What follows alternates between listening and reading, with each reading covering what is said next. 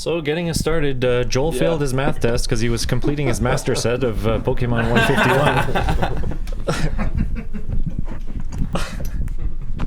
feel like you're commentating it just on my life. That set is pretty sweet, though. It is. How are you So displaying good. it? In what order? Or just like, is it in a binder? Or is Right it, now it's yeah. in a binder just because I only recently completed it. I'm actually, the Charizard we just picked up is like... Oh, sorry. Also, we're rolling. Let's Mike's. Yeah. Oh, Yeah, this is cool. The Charizard we just picked up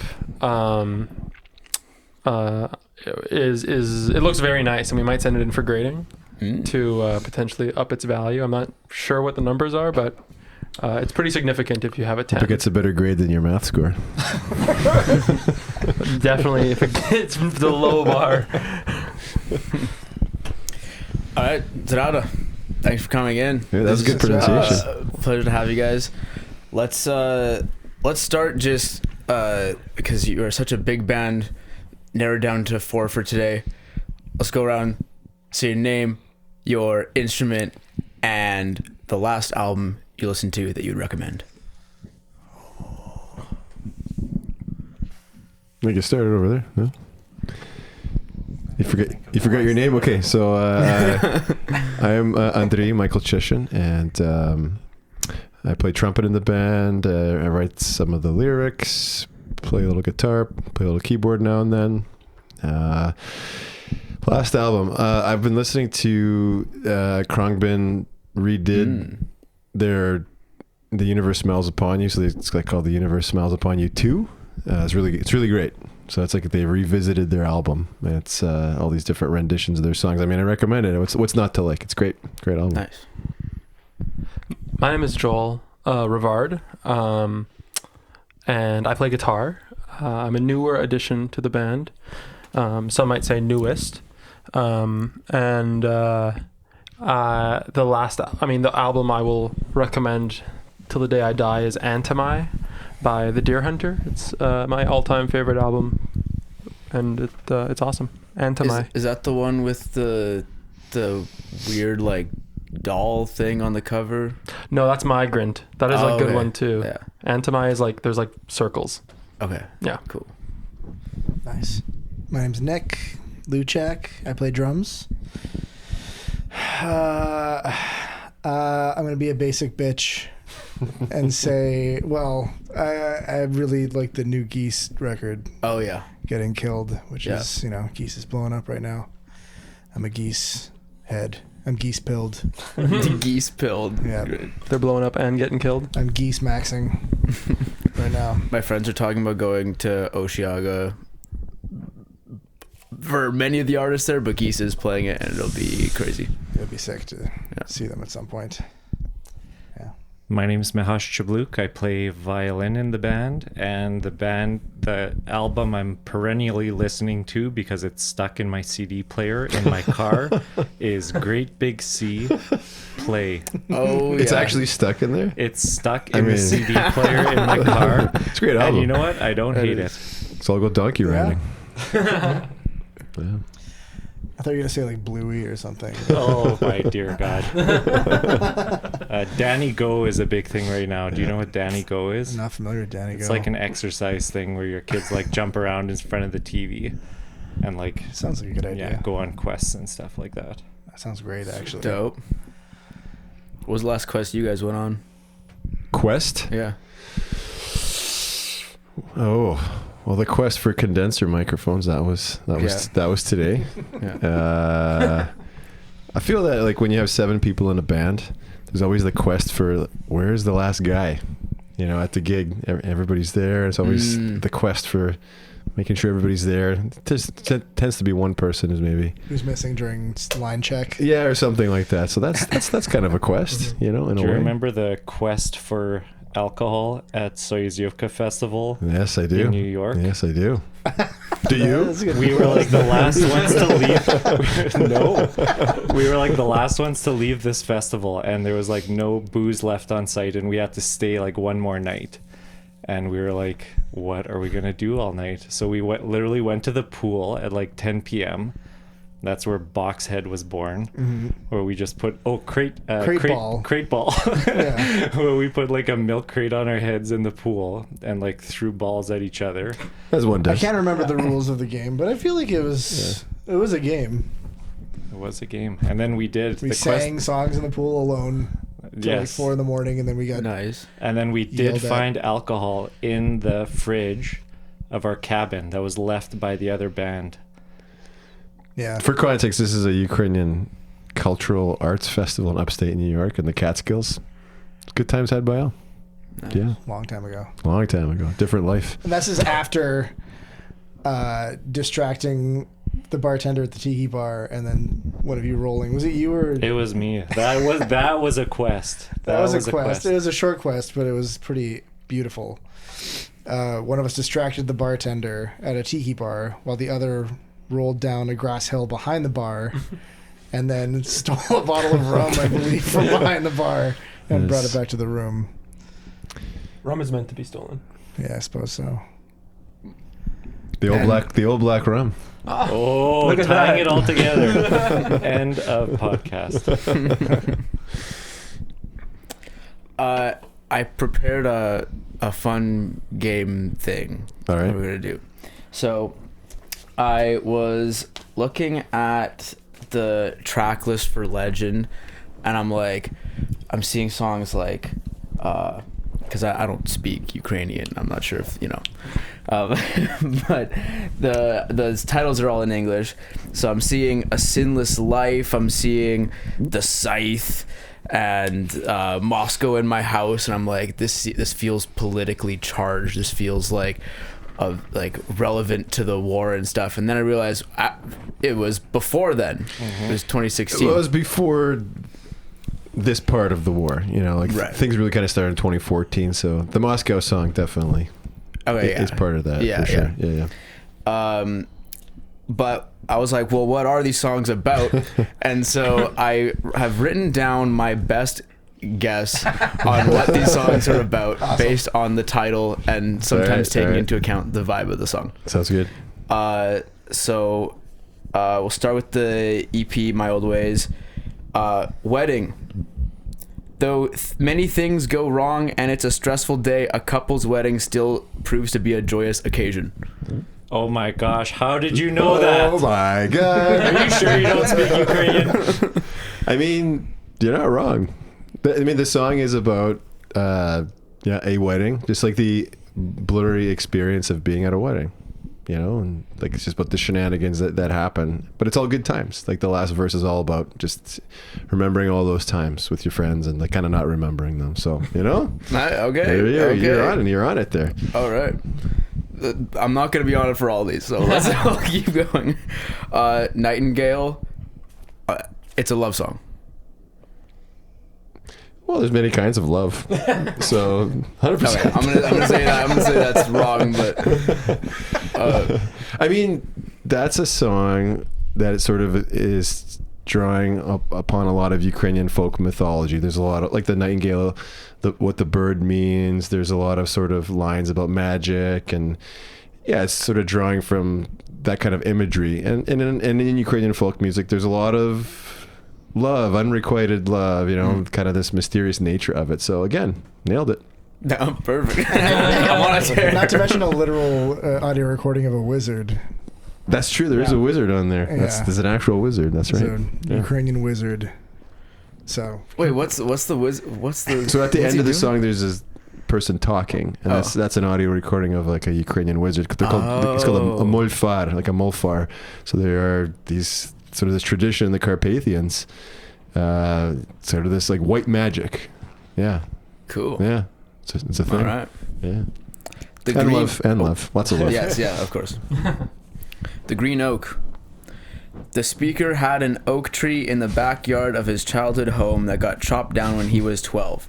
Now an adult, the speaker reflects on the green oak tree and identifies it with his innocence and its being chopped down, the loss thereof. Woo. Out in the woods there is a green oak. It was chopped down when I was 12. I mean, that should be the song. That's a great metaphor. Can you repeat the last part Yeah, again? yeah. Now an adult, the speaker reflects on the green oak tree and identifies it with his innocence and its being chopped down, the loss thereof. That's bloody brilliant. Harrowing. Yeah. Wow. I mean, again, Ukrainian folk songs, birds, and lots of trees. And like the different trees symbolize different things. In the song itself, it's about a couple, and they're sort of longing for each other, and they want to, meet again under the oak tree. But again, love, innocence. So, Yep. nailed it. Perfect. A Sinless Life. Oh, we're on to Legend now. A Sinless Life, an examination of the idea of sin that argues that real sin isn't doing bad things, but rather not being true to oneself. Yes. Moving on. I mean, the song is just, it's a lot of questions without answers. That's what the song is. It's all Right. it's all written in the form of questions, kind of like okay. like rhetorical, metaphorical Yeah. questions, and I think it's just about contradiction. So, yeah, Cool. yeah. But are these lyrics, I didn't look them up because I liked the idea of doing this, but like, are there English translations anywhere on the internet? There should be. Yeah. That's actually, I was having a meeting with one of the guys in the band yesterday, and we were talking about getting that up on the website. So we do have amongst the band sort of these PDF booklets of translations, and I've always wanted to put on the website for people that don't understand, like, just so you know what's going on here. So there might be something somewhere, but I don't think in any organized fashion. So that's a goal, though. That's a goal. Yeah. All right. I think it would actually be really good for the band members too. Like, I know when you guys first joined the band, like, Yeah. not speaking Ukrainian, Yeah. you like kind of asked what these songs are about. And like, when you've been playing them for a while, or like when you were around when we first started playing them, it almost becomes like you're in this trance-like state when you're playing it, and Yeah. you're not necessarily thinking of the lyrics even when you're singing them. That's true. But like, how much more of a connection to it, or like you understand when to go a little bit harder, or like when to back off, and when you realize like what you're actually singing about or playing. So we should totally do that, like, and for listener experience too. Yeah, it's a goal. It's a goal. Yeah. We've always joked about playing a show where we just interpret all of the songs into English, and it would sound so goofy. There is something too, though. I like not knowing what it's about. It's like cool that it when you don't know the language, it's just like raw, like emotion. It's just like it kind of becomes whatever you think it might be. Yeah. Yeah. Totally. You can kind of project what you want to onto it a bit more. But I mean, you're not necessarily hitting literally what the songs are about, but you kind of are, though, in terms of, I think clearly you're picking up on the feeling of the music, and your interpretations totally align with, I think, the feeling of the music, which is really interesting, actually, that you've done that so successfully. So Nice. Yeah. All right. Well, this next one's out there. all right, hit us. The Black go. Mountain. We really teed you up to nail this next one. Okay. I'll read it. Okay. A small village has a folk. The song's The Black Mountain. A small village has a folk tale about a deadly beast that resides in the Black Mountain. Several travelers and explorers have ventured there, never to be seen again. A few claim to have seen the beast, and though accounts vary, it is said that it is a large, bear-like creature with yellow eyes and horns. Though no one has gone missing in over 100 years, many villagers still believe the legend and refuse to go near the Black Mountain. I mean, Whatever it was before, it's that now. yeah, exactly. That's way better. It's actually a happy tale about a boy's love of Pokemon cards and collecting them. I guess that's a great idea for a song. I mean, yeah, it's about this literal, metaphorical mountain, which is this looming force. It's sort of, I think the narrator of the song just kind of gets consumed by this thing. And so we call it the Black Mountain, but is it a literal mountain? Kind of, but also not. I think it's kind of a song about being consumed by something. Right. So bear-like creature. But that's a great story. I mean, I want to use that, definitely. Yeah. Well, all of these song titles were very inspiring. I'm like, look, like just the titles alone. I'm like, it's like conjuring up like a lot of imagery and cool ideas. Well, that's good. Hell yeah. That's good. 8 years. A prisoner sentenced to 8 years reflects on crime, punishment, and what constitutes true justice from his jail cell. It is left ambiguous whether he committed the crime or not. Again, that's way better. It is about a prison in a way, is it not? Being in this band. Yes. Yes. How was that? For 8 years. For 8 years. Oh, what a living hell that's been. Yeah. Yeah, I mean, I think that was a song about written after the band had been around for about 8 years, or writing music for 8 years. So there's all sorts of like funny references in there, but yeah, it's a great. Again, these are golds. It's gold. It's gold, Jerry. Gold. Solomia, am I saying that right? Yeah. Yeah. A song about a girl named Solomia, but it is not a love song. I mean, it's ambiguous. So go on. Okay. Go on. That's it. Oh, I He think said go on. that song, originally I wrote it about my goddaughter. I have several of them, but my first one, her name is Sophia, and the name Solomia is just it's like a great Ukrainian name. You don't hear it very often. You hear it more now. And so there's like some lines in it that are about clearly like a small child, but then there's a whole sort of other part of the song where it's this woman that just like kind of wild and cannot be, you can't, as much as you want to be with her, it's just she's too wild, not gonna happen. And like, so it's kind of a love song, but it's also, you're right, it's not really like a pure love song for sure. I would say the person is definitely frustrated, and in the song she does all these things like spilling things intentionally, throwing things on the floor, and just kind of driving him nuts. So you're right, it's not a love song. All right. Yeah. The Scythe. A farmer finds peace in his work. Aggressive song for finding peace. Yeah. That's not one of ours. That's a traditional one. It's a from Lemkushtin is a sort of a region that is, sort of quasi Ukrainian. I mean, Lemkos are in Ukraine now, but they are sort of this independent ethno-cultural group. And, it's about people in a field with the scythe, using a scythe to harvest crops. But there's also like subtext to the song. Again, there's a man and a woman kind of speaking to each other. But I think that it's rhythmic, They're farming, they're scything, everybody's having a good time, so peace. Okay, yeah. That's what I was thinking. I'm like, Yeah. I feel like this is a literal scythe. It is, yeah. But yeah. I'm like, are they liking doing the scythe? Or the song asks the question like, for whom are you like scything? For like, are you doing this to him? Who are you doing this to impress for? It's kind of, that's kind of what the song is asking. So it's this girl asking a guy about why they're kind of showing off, I think, with the scythe a little bit. So all right, they're seeking peace. There you go. Right. Yeah. Right. The Falcons question. As soon as I read this one, I'm like, well, so many questions it could be. All right. After two falcons' nest is destroyed from deforestation, they build a new one on a skyscraper. They ask, what is the cost of progress, industry, and ultimately civilization, and is it worth it? Yeah, it's true. I mean, what, do you want to know? Like what? I mean, I really like that. I think you can interpret it in many ways. That one was written to be kind of a homage to these like really like epic Cossack songs, and there's like we put a chorus in there singing some of the lyrics.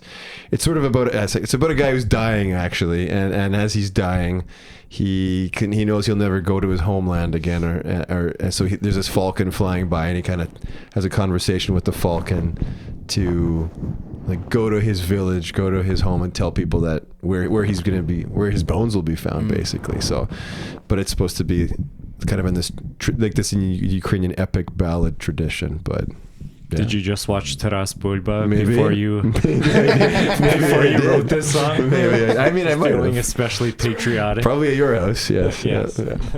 So, yeah. Nice. Katya is a love song. Yeah, Katya's a love song.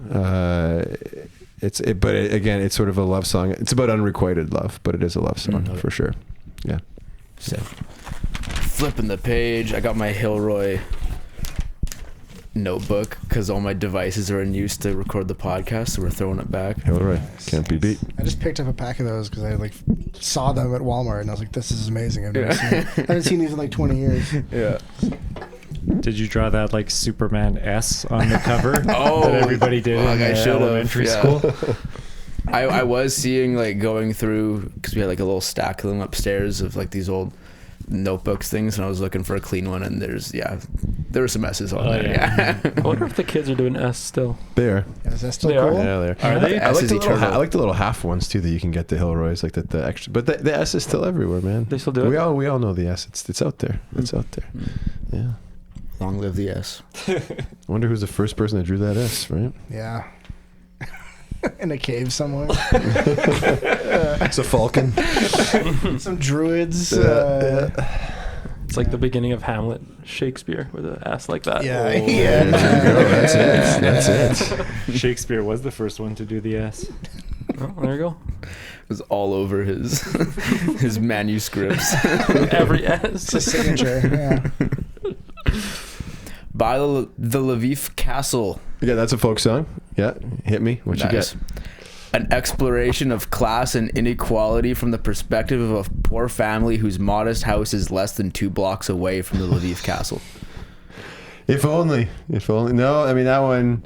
That's like a Ukrainian nationalist classic. It's about basically like 3 sons going off to war and they die for Ukraine, and it's an epic one. It's an epic one. Yeah, but yeah, the inequality. There's inequality in it, but not It's class. heroic though. It's like It's kind of it's tragic heroic. Yeah. Okay, yeah. Yeah.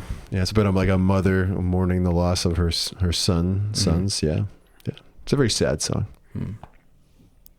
Much like inequality is sad. Yes. Marichka, Marichka. an ode to Ukrainian Canadian musician and activist Marichka Marcizik with a J added to her name just for fun. Her work is so important. Thank you for bringing that up. No, that's another. That's not one of our. That's a sort of like a. That's not like a really old folk song. That I think that song probably originates from the 40s or the 50s. It's about. It's kind of like set in Hutsul country. There's just again like it's about a guy pursuing a lady, and she's very unpredictable, and there's all these sort of analogies of what she's like in the song. It's a bit more of a goofy folk song as it goes. And that is her name? Yeah, her name is Marichka. Okay. That's right. It was literally, I Googled it and it was like giving me nothing. I'm like, there's no Marichkas. Marichkas. It's not a lot. It's not a lot. Yeah. London. My only thing is it's London, England, not London, Ontario. Who's to say? Oh, like that's You could the say. interpretation.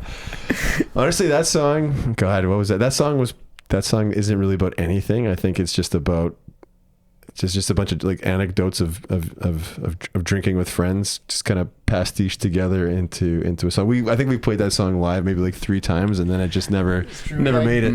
It was very polarizing. It's very long. It's very long, plotting. Yeah. Yeah. Yeah. It faded away for a reason, I think. So Until just now. bringing it back. Cut that out. Moscow in my house. So this is I'm not. Maybe we can get into it. I'm not super aware of the conflict, especially at this time. So I thought it was like kind of like ramping up, but not quite there yet, which might be the case. But anyways, my thing was the speaker fears Russian invasion of Ukraine and contemplates what he must do to defend his house, literally and metaphorically. I mean, that's I think that's your closest Bang one. on. Yeah. Bravo. Yeah, that one basically a guy wakes up. We wrote that one kind of after the annexation of Crimea in 2014 after the Olympics, and basically in the song, a guy wakes up and there's just like Moscow people like literally in his house, and they're just like destroying everything, and yeah, so there you go. Yeah, it's his literal house. And finally, find the sea. After an army invades a port town, many flee to the sea as a means of escape. On a boat, the speaker meets a wise old sailor who tells him, "We may escape the war by boat, but for peace you must find the sea in yourself." Ooh. Wow. Ooh, yeah. Find the sea in yourself. I mean, This was just about farts and yeah. pissing and shitting. That's a song I'd like to bring back. It's nice. It's a nice song. It's more of a, there's a theme on a lot of the songs that are written here, is that again it's about like pursuing something that you can't necessarily have. So the sea is meant to be like a person or the affections of a person, and just sort of getting captivated by it, always seeing it off in the distance. So there's a lot. I mean, the songs that we write, the lyrics that I write are, there's clearly something there. I like that element of uncertainty, not resolving things. Yeah. So there's that, which comes up a lot, I think. So. Nice. This was great. I need therapy. I love really that do. you're very open with talking about the meaning of songs. Like a lot of artists don't like to talk about like what it's about or anything, but I appreciate that. So I think those are great. Those are great We're interpretations. gonna need that Hilroy notebook to come up with ideas for our next. I'm for our like, next there's some song. gold in there. There's some good stuff. Yeah, there's Fun. great stuff in there. do you want to talk about the war? What's going on? I mean, we could.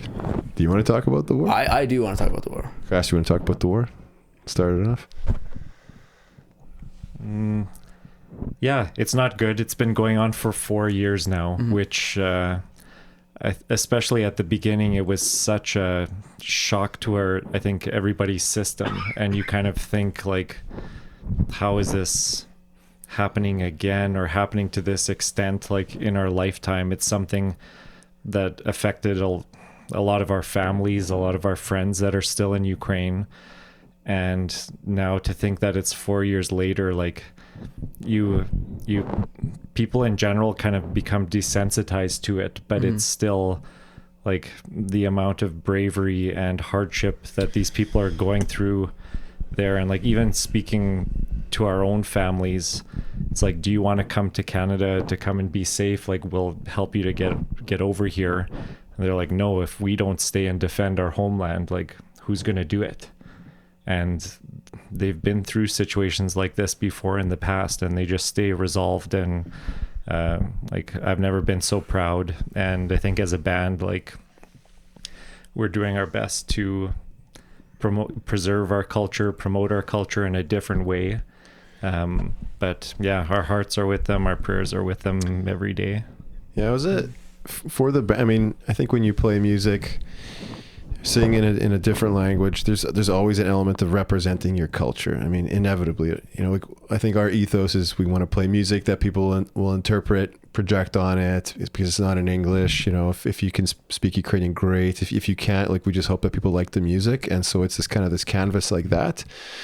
But I mean, it's Ukrainian, and that's where we draw a lot of our inspiration from, is folk music from that place. So when in 2022, when that all happened, it was sort of this kick in the head for all of us that were in the band of, well, what do we, it just kind of changes your perspective on anything, on everything. We're singing Ukrainian music. It makes everything more political, it makes certainly, like, it brings an awareness that maybe wasn't necessarily there. I think we were always trying to sing in Ukrainian for music, the music scene in general, and just like have that be a thing. But then I think it brought us as a band a little bit back to thinking about the actual place a little bit more in more real terms. Because, again, a lot of people that we know personally affected by it, and family and things like that, right? So, yeah. Yeah, I think it gave like the purpose of the band kind of came into focus a bit more too, because when the invasion started, we like had a few conversations around like what are we doing. In the first couple of months too, like we hadn't really played that much at the time, and we weren't sure what our reaction should be or what we should do, and it kind of like eventually re-energized is the wrong word, but like it kind of steeled the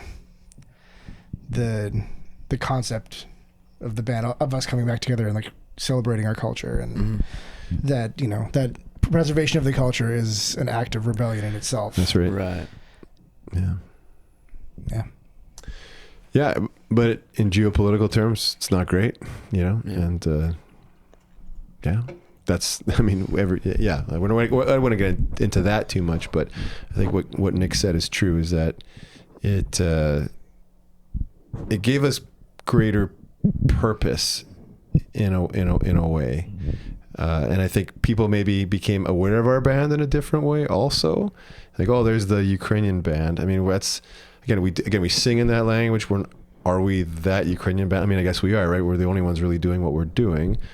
But I think it made people maybe look at the band in a different way. We probably responded to that a little bit in that sort of through that lens a little bit differently, I would say. So I don't know. I can't see the band for what it is. I don't know. Being in it, it's really hard to see how other people see our band. I don't know, but I think that's the best explanation that we can probably provide at this time, you know? Yeah. Like I said, like when I had first seen the track list of Legend, I was like, oh, clearly this is super political. I also forgot about the War Pigs cover that's on that record. And it definitely was, but that was even pre the actual. We just like Black Sabbath, I think. It sounded cool. And it's been an ongoing conflict for forever. Yeah. I don't know. You guys know more about the history than I do, but no, but it's true. Like if you're Ukrainian, then you know they've always been at us. They've always wanted us to not exist. So growing up, that's just always been the case. But obviously, this is sort of like throwing gasoline on the fire right now. So it's always been there. It's in the folk music. It's there. So you know, and all the songs about war, like who are they going to fight? I mean, this is who. Right. In the majority of the songs, this is who people are going to fight. So. And to see, like Mikhas said, to see that happening again is very disheartening and surreal almost in a way. So, When did you guys come to Canada? Oh, we were all born here. Oh, you were born here? Okay. Yeah. So, when did your parents come to Canada? Yeah, I'm parents like born here too. I'm like fourth generation. Yeah.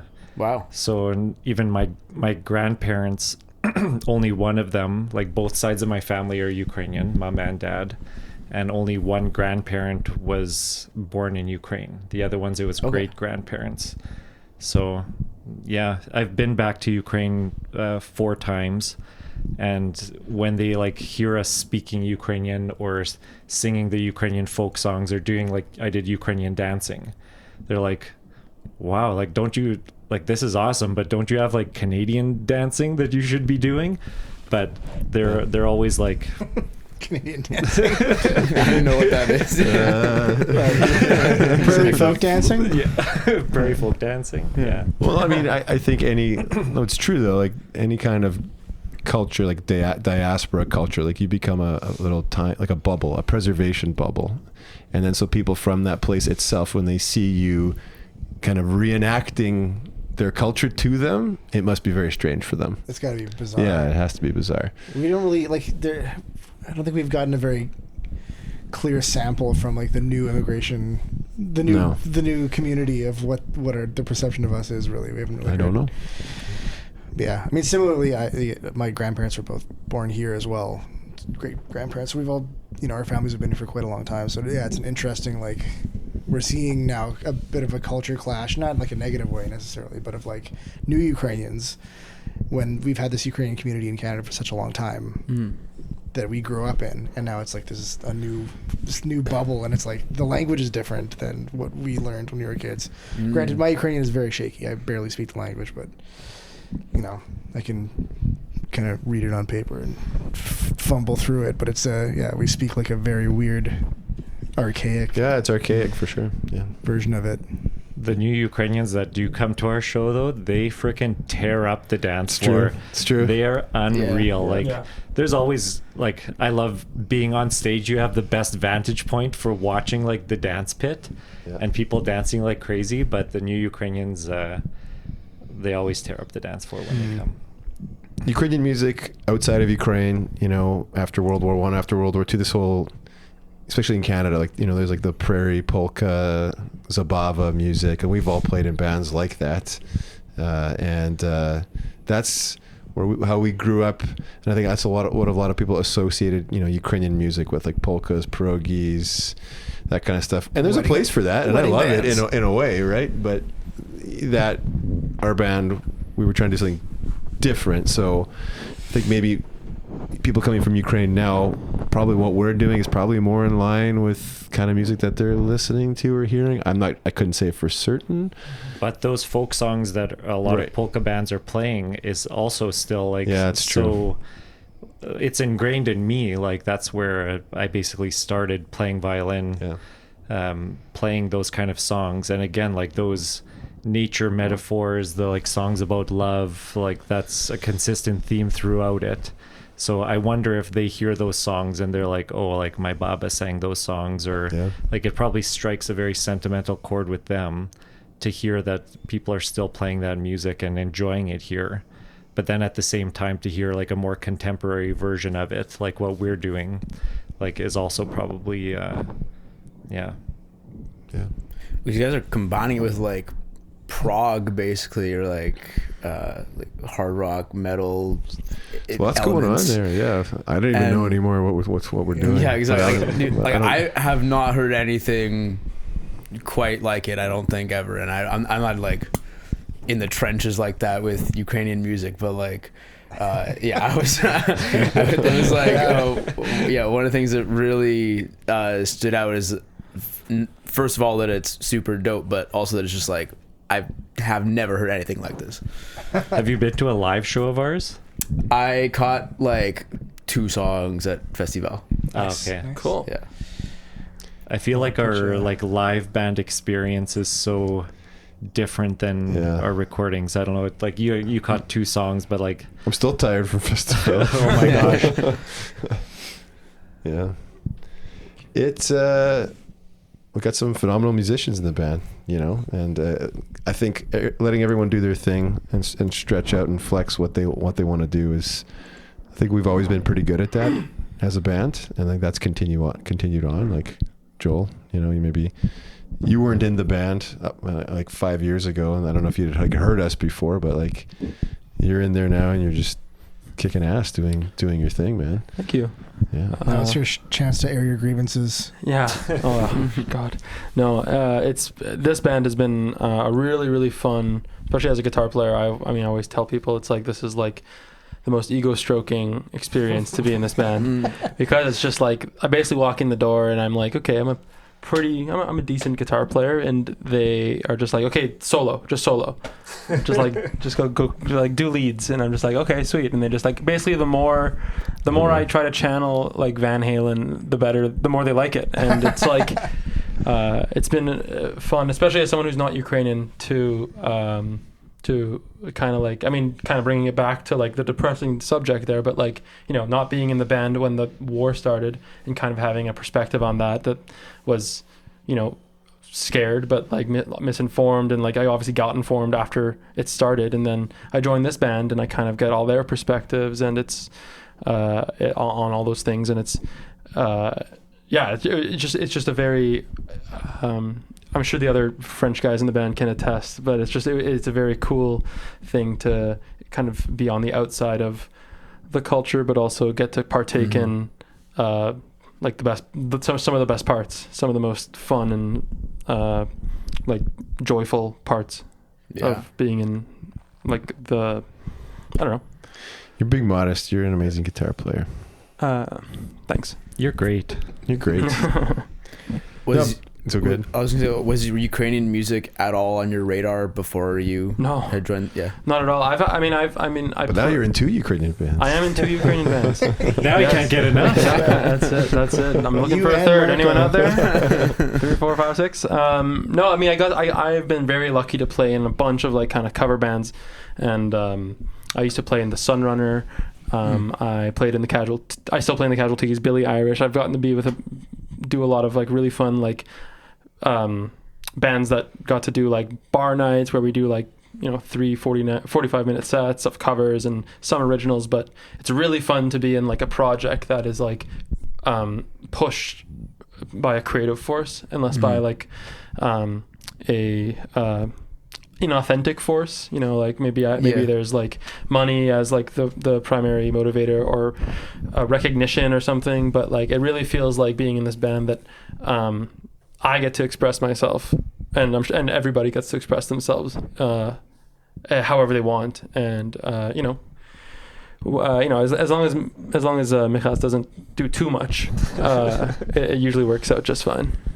Is this because I accidentally unplugged your guitar during the last show and I was like jumping and doing the splits? I wasn't thinking about that, but that may have something to do with it. No, it's all good. Everyone's roles have been expressly outlined in their contracts. So Yes. you can't get too far outside the lines. No.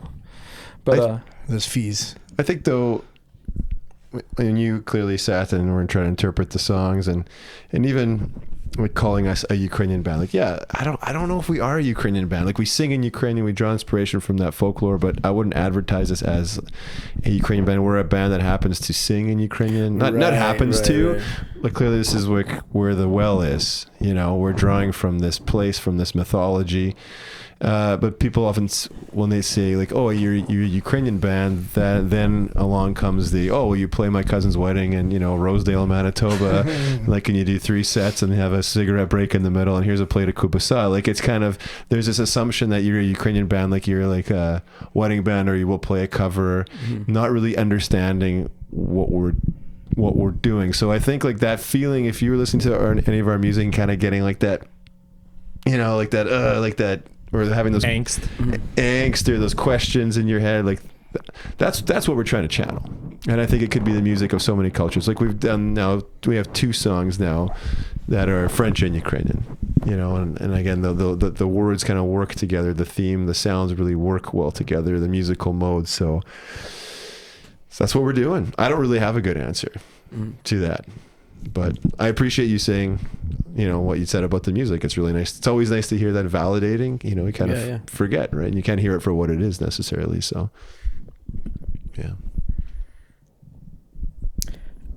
I'm hyped that I think I heard you guys just on Manitoba music. I was going through like the whole list. I'm like, who's all playing in the province? Check them out. And the album honestly was like kind of blew me away. I was like, this is nuts. Yeah. I'm really pumped for the new stuff. Yeah, we got more in the cooker. So we got quite a bit of new material that we are sitting on, waiting to record. Yeah. And working on. So. And that Katya song, like that just came out right at the beginning of festival. Yeah. Same day as our show. I think so. Yeah. And it's been a good reception, I think. Yeah, it's been. I think so. I love that song. It's great. It's so fun to play. Such a nice song. With Flora Luna. Yeah, and Mikhas singing together. I mean, like, it's such a nice mashup. Or it's not a mashup. It's a song. It's just a song in 2 languages that happen to not be English. I was talking with Daniel, who couldn't be here yesterday, about there is a debate that rages in the music world of global and world music, and some people really hate that label, like saying like it's just music. Just like once you call something global, like world music, it kind of consigns it to the bin at the 10,000 villages. Like that's what people think it is. To the machine with the rainforest music. Yeah. Well, no, and some great music in there though. Does that still exist? I love that thing. Yeah. And I know Jorge from Mariachi goes quite well, and we've had this discussion lots of times about like he's adamant, like it's not world. There is no world music. Like, don't label stuff as that. So there's also that, but when you're doing music that's not in English, it's hard to say what it is. A lot of people just want to define it in some way.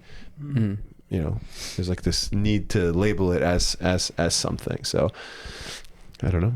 I think we're playing a lot of like prog rock stuff now. Yeah. Like I guess you could say that. Like Katya's definitely got some stuff going on in there that's pretty out there. So the way I've described it to some people, even like bands we've played with, that have like been like, I had no idea what to expect seeing you guys or whatever. And it's always kind of like I feel like the bones of the concept of the band are so strong that you can hang a lot of different things on top of it.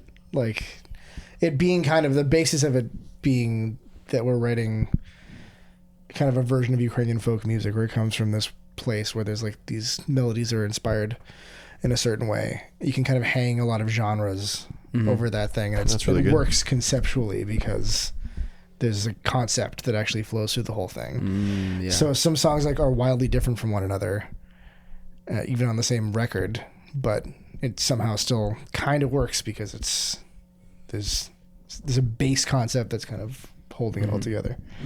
Yeah, we're big boned. We're big boned. Yeah. Speak for yourself. It's got small bones. It's a problem. But I do think that part of we have never taken ourselves that all that seriously. Like we take what we do seriously. Like we want to write good music and be rehearsed and everything. But there's always a tongue-in-cheek element with I think what we've done. Like we're not doing like an art installation where like we're demanding seriousness. Like we want to have fun. We want people to have fun, and I think people appreciate that. So that filters through. I think so. Totally. Yeah. What's the process with 7 people who are all very busy in the music? Like, how do these songs form? I mean, sorry, go ahead. I was gonna say usually just with like a riff, an idea. Like I mean, I think it's very riff-driven music. And I guess now it's kind of been me or you or maybe Marco or maybe Mikhas or something who comes in kind of with an idea or some kind of general motif musically, and we all one by one we kind of add things. Oh yeah, like that's really cool. And then we go to this place. Oh, that's really cool. Let's I'll lay off this time, but next time I'll do that. Yeah, it's really nice. I mean, yeah, that's basically it. I think it's the words are written after the music, and I think it's always been the case. So it's totally melody driven or riff driven. But we're the 7 of us, the 4 of us who are here. I don't know. It's just like I would say that we just get along and we're friends, and I think I'm really thankful to be in a band like that where we just like hanging out with each other, and I think it's always really pleasant. It's nice. Like we never really have had any disagreements, and everybody just kind of builds on the ideas and feels pretty comfortable giving criticism and feedback. But yeah, that's it. It's riff driven. We build off of a riff, and then like somebody will play something, and everyone will be like, "Whoa!" That's awesome. It's like, what did you do in that? Like the second section there? Yeah, try that again. Oh, we better record that. And then you got to find the recording of it 3 weeks later on somebody's iPhone. I have no idea. WhatsApp chat. Recording 72. There's been many cases of like lifting parts from other songs and putting them into new ones too, like a puzzle. That would sound good in this song. Yeah. There's a lot of that. It's kind of a democratic process. It's pretty democratic. Yeah. It's like, I wouldn't say we jam everything out because like someone does it, eventually come up with some kind of structure or brings like a melody and some chords and a verse and a chorus or something. Then it progresses from there, and a riff, a verse, a chorus, and then that'll get a stew going. Well, and then the words, like when I'm writing the words in Ukrainian, I tend to wait to get inspired by, like you, what am I hearing in these melodies? And then I'll go try to write something that I think sounds appropriate to, or tell a story about the images swirling in my head. I've never written words first in Ukrainian. It's just never happened. A lot of people are surprised by that. Like, don't you write the thing? And then like, nope, it just doesn't work that way for me. So, but I think that sounds fair, especially for what you guys do. Like, it's so just like bombastic and so much going on in the instrumentation that like starting with lyrics is like, I don't even know how you would. Yeah, it's like you start with the instrumental craziness and then make sense of that and put it into something almost. Well, Mikhas, when you wrote Summer, you had the words, right? Like you had an idea, right? Like a I motif. started with the riff for the most You part, did? Yeah, but okay. I knew like the general idea, what I wanted the Yeah. song to be about. Okay. But again, that was like bring this semi structure of a song and Yeah. the words, and then we filled in the rest, like in Marco's basement, pretty much, and Yeah. then Yeah. fine tune it from there. Like it's like you said, it's 7 members. Sometimes it's hard to get all 7 Yeah. at a rehearsal together. I was gonna ask that too. especially That when must be it's crazy. crazy. Yeah. Andriy is our accordion Yeah. player. He lives in Toronto. Oh, really? So yeah, oftentimes like when he comes in for practice, it's like suddenly it like brings everything together, and true. he does such amazing like vocal works and harmonies, and then the accordion like bringing that extra like Ukrainian folk element to it. It's like it almost ties everything together right before a show, Yeah. and then you're like, yeah, this sounds good. It's true. And we don't really hear it, but we know what it's going to sound like. And then when it happens, it's pretty amazing. Yeah, it is kind of the glue. It really is. Having the violin and accordion together, like you're often harmonizing with each other for these leads and melody lines and stuff too, and that like brings the flavor, you know. And trumpet too, I think. And trumpet, yeah. Like there's some like Balkan kind of riffs in there that when you have those 3 instruments together, yeah. with some Right. underlying like heaviness or like something funky going on like behind it, Yeah. like that is like a quintessential like part of the band, I think. And how is it evolving going into the next record? Well, we're debating what are we doing now. We have some stuff that we've recorded, haven't released. We have other stuff that we've played and practiced that we haven't recorded. So we're having discussions of, are we going to do an EP? Are we going to like sort of push for a full album? I think the process will be more of that. We're super collaborative. I think we're fortunate in that way to be in a band that can do that. That's not always the case. We've just got, it's so much fun hanging out with this band. Like I love hanging out with it when we're all together, or even when there's 5 or 4 of us. It's just nice. It's inspiring. I always leave in a good mood, and so I think it's just going to be super collaborative, and everybody's got ideas. Everybody's such a talented musician in the band, and just has amazing ideas. And so it's always like a nice surprise when you come into a jam or rehearsal, like what's going to happen today? Who's going to bring what? And it doesn't always turn into gold, but like there's always some neat idea that comes out of it. I think so. Yeah. So I think whatever comes next is going to be drawing a lot more from everyone in the band. Like maybe individual ideas, like Nick was saying, are going to get put together in an order that makes sense, or maybe it'll be all of us coming up with some ideas together. But yeah, it'll be very collaborative. So Awesome. yeah, Looking forward to it. yeah, thanks. This episode will be out in like a couple weeks. Are there any shows coming up that you can talk about? No, not at this time. We'll have some stuff in the summer. I can tell you that much. We have nothing confirmed at the time. We're sort of in a writing process right now, and with some grants and things like that, and maybe some other collaborations. But no concrete shows. But there will be things, unfortunately. Oh, yeah. Like there's emails but haven't been confirmed. So stuff like that. I can't officially say. So, but we're not going anywhere. So. All right. Yeah. Well, yeah.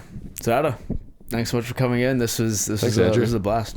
Thanks for having us. Thank you very much. This is great. Yeah, we get that Hildebrand notebook though. Yeah. We're taking that with us. Yeah. All right. Thanks, guys. Perfect.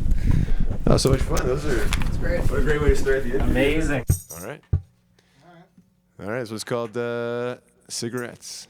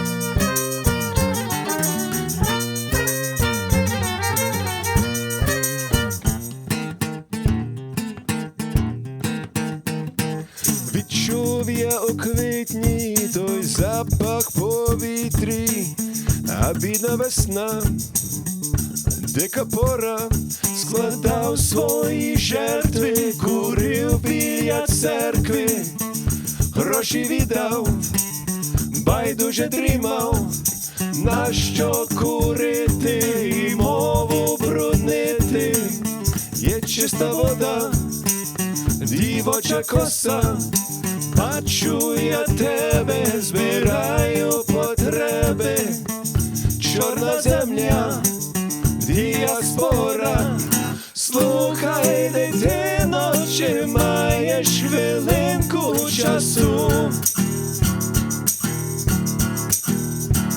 Покуримо разом і казку тобі розкажу.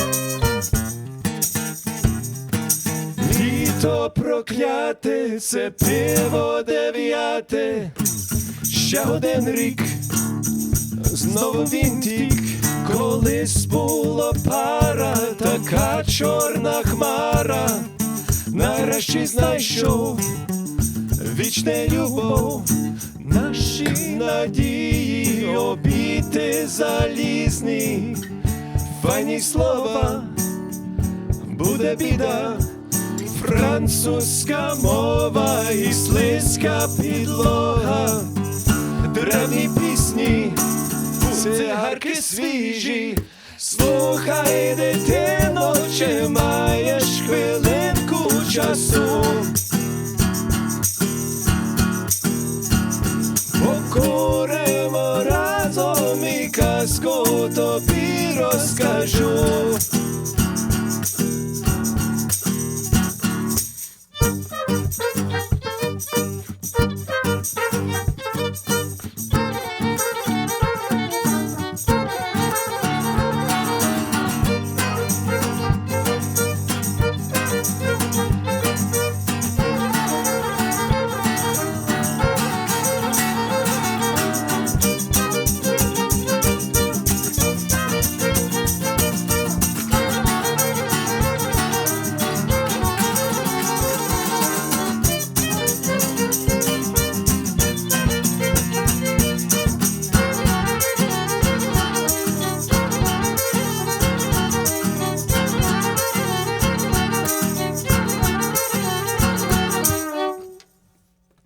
Voila.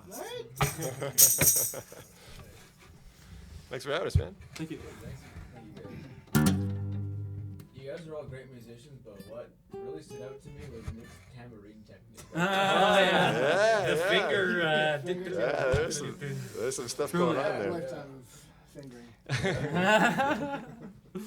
Thank you so much for watching this episode of In the Zone. If you're on YouTube, you can like the video and subscribe to support the show. If you're on another podcast platform, give us 5 stars, give us a follow, do what you can. Just throw me a freaking bone here, okay? I'm busting my ass day and night to make a good podcast just for you. So please do what you can. I appreciate it.